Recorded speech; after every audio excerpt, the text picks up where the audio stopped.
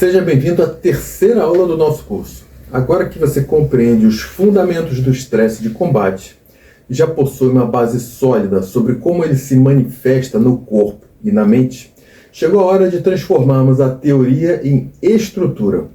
Nesse módulo, vamos tratar da construção dos estressores, isto é, como simular com inteligência, segurança e intencionalidade as pressões reais do combate dentro do ambiente de treinamento. Mais do que criar dificuldades aleatórias, o objetivo aqui é mostrar que existem formas técnicas, pedagógicas e progressivas de desafiar o praticante e que, ao simular situações caóticas, você pode gerar um crescimento físico, emocional e tático. Isso, é claro, sem abrir mão da ética e nem ultrapassar os limites de integridade do aluno. Vamos começar com uma reflexão simples. O que é um estressor? No contexto do treinamento de defesa pessoal, um estressor é qualquer elemento inserido de forma proposital com o objetivo de ativar no aluno a sensação de ameaça, dúvida, pressa ou desconforto. Esses elementos não precisam ser violentos nem humilhantes. Ao contrário, quanto mais sutis e bem calibrados, mais eficazes. Estamos falando de ambientes, ruídos, comandos, posturas, iluminação, tempo, dinâmica de grupo, ambiguidade tática. Todos esses elementos podem servir para provocar o corpo e a mente e também desestruturar os automatismos do aluno. Mas, antes de aplicar, precisamos entender os três grandes grupos de estressores: os físicos, os cognitivos e os emocionais. Comecemos pelos estressores físicos. Esses são os mais fáceis de perceber e aplicar. Envolvem carga física direta, como exercícios prévios à execução da técnica, limitação do campo visual, uso de equipamentos restritivos, ambientes instáveis. Imagine propor ao aluno que execute uma defesa contra a arma branca logo após fazer uma sequência de polichinelos e flexões com tempo reduzido. O corpo já entra em ação com a respiração acelerada e fadiga muscular. A execução da técnica passa a ser condicionada por esse novo estado fisiológico. O desafio deixa de ser só técnico e passa a ser também biológico. Agora, pense nos estressores cognitivos. Esses são os que confundem o raciocínio, sabotam o foco e diminuem a clareza mental. Um bom exemplo é o uso de múltiplos comandos simultâneos, que obrigam o aluno a realizar uma tarefa enquanto executa uma instrução diferente, ou quando você gera incerteza tática. O aluno não sabe se o próximo ataque virá com as mãos, com a faca ou com o bastão. Essa incerteza imita o que acontece na rua, onde o agressor não avisa com qual técnica vai atacar. Treinar sob múltiplas possibilidades condiciona o cérebro a manter a atenção difusa sem perder a eficiência na tomada de decisão. E, por fim, os estressores emocionais, talvez os mais delicados de aplicar, mas certamente os mais eficazes quando bem conduzidos. Esses envolvem sensações como a exposição pública, erro sob observação, comparação com colegas, ruído de ambiente e comandos mais incisivos. Tudo isso deve ser feito com o propósito pedagógico claro.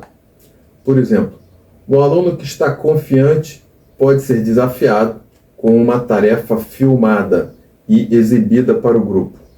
Esse simples recurso já ativa zonas emocionais ligadas ao medo de falhar, o que aproxima o treino do mundo real, onde nem sempre agimos sob o olhar benevolente de um instrutor. Agora, é importante deixar claro e muito claro que não há receita mágica para a aplicação de estressores. Tudo depende do momento da aula, do perfil do aluno, da cultura do grupo e do objetivo didático daquele bloco de treino. Mas existem, sim, princípios técnicos que ajudam a organizar essa aplicação com responsabilidade. Vamos aqui ver um pouco deles. O primeiro princípio é o da progressividade. Nenhum aluno deve ser exposto a estressores intensos nas primeiras sessões. É preciso construir gradualmente a tolerância ao caos. Comece com desafios simples. Tempo reduzido de execução. Comandos claros com um ruído leve ao fundo. Variações inesperadas de distância. À medida que o aluno for se familiarizando, vá ampliando a complexidade. Adicione elementos de surpresa, altere a iluminação, gere desconforto sonoro. O estressor aqui funciona como um peso. Ele precisa ser proporcional à força adaptativa do praticante. O segundo princípio é o da realidade simbólica controlada. Toda simulação precisa manter, ainda que minimamente, uma conexão com a vida real. Não adianta encher a sala de luz piscando e som de explosão se isso não tiver uma relação com a defesa pessoal urbana. Um ambiente escuro de estacionamento simulado, por exemplo, é relevante. Um cenário com simulação de abordagem de rua, eu acho que pode ser excelente. Um ataque verbal seguido de aproximação física, perfeito. Quanto mais verossímil for o estressor, mais o cérebro do aluno internaliza a experiência como útil e registra como uma memória tátil e emocional. O terceiro princípio é o da ética instrucional. Em hipótese alguma, o estressor deve gerar humilhação, medo real, agressão desproporcional ou julgamento público do aluno. O estressor não é uma punição, é uma estratégia de ensino. A diferença está no tom da voz, na postura, na clareza da explicação e principalmente na intenção por trás da simulação. O aluno deve sentir-se desafiado e não desrespeitado. Deve terminar cansado, mas com um sentimento de conquista, e não com culpa ou vergonha. Vamos ver alguns exemplos práticos de aplicação integrada desses estressores em treinamentos de Krav Maga. Em um bloco de treinamento de defesa contra facadas curtas, o instrutor propõe a execução de uma corrida de 30 segundos e exige que, ao final da sequência, o aluno grite o nome da técnica aplicada. Isso mistura estresse físico da corrida, o estresse cognitivo, o nome técnico, e o estresse emocional, grito público e expectativa de acerto. Uma segunda possibilidade.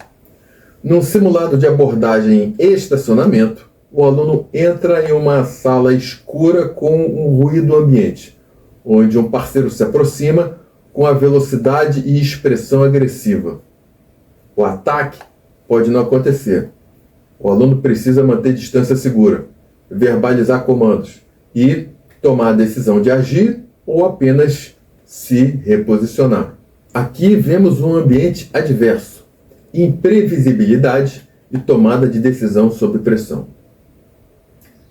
Uma terceira simulação. Num treinamento em grupo, um aluno é designado líder e deve guiar os demais durante uma série de defesas em sequência, sem saber quais virão.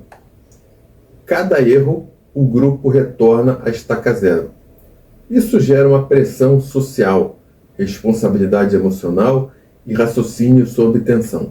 Mas, se o grupo entende o propósito, o resultado é o ganho coletivo de foco e solidariedade. Agora, talvez você esteja se perguntando: Mas como saberei se estou dosando bem o estressor? A resposta está na observação contínua. Durante o uso dos estressores, o instrutor deve estar 100% atento aos sinais do aluno. Ele deve observar a respiração, resposta ocular, foco visual, coordenação motora, iniciativa e, principalmente, recuperação entre estímulos. Se o aluno perde completamente o foco, não consegue executar qualquer base de movimento ou verbaliza desconforto intenso, é hora de interromper, reduzir e adaptar. Lembre-se, o estressor é eficaz quando ele desafia, não quando ele bloqueia. E por fim, eu gostaria de reforçar o valor do feedback imediato pós-estímulo. Ao final de uma simulação, chame o aluno, olhe nos olhos e pergunte: o que você sentiu? Quando percebeu que estava sob pressão? O que mudou a sua execução? Quando controlou a respiração? O que faria diferente agora se nós repetíssemos o exercício? Essas perguntas ajudam o aluno a acessar o raciocínio consciente sobre o caos que ele viveu. Ele se torna um observador do próprio comportamento. E isso é uma das habilidades mais valiosas no combate na vida. Saber o que se passa dentro de você quando tudo ao redor está em ruído é essencial. Encerramos aqui o módulo 3.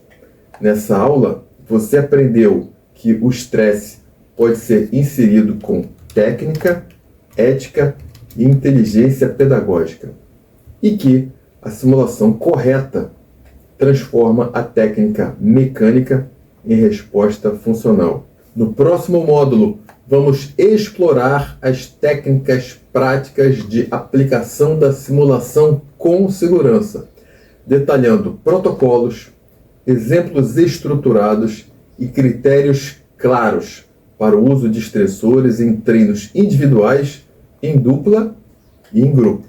E lembre-se, quem simula o caos com método controla a realidade com equilíbrio. Nos vemos no módulo 4.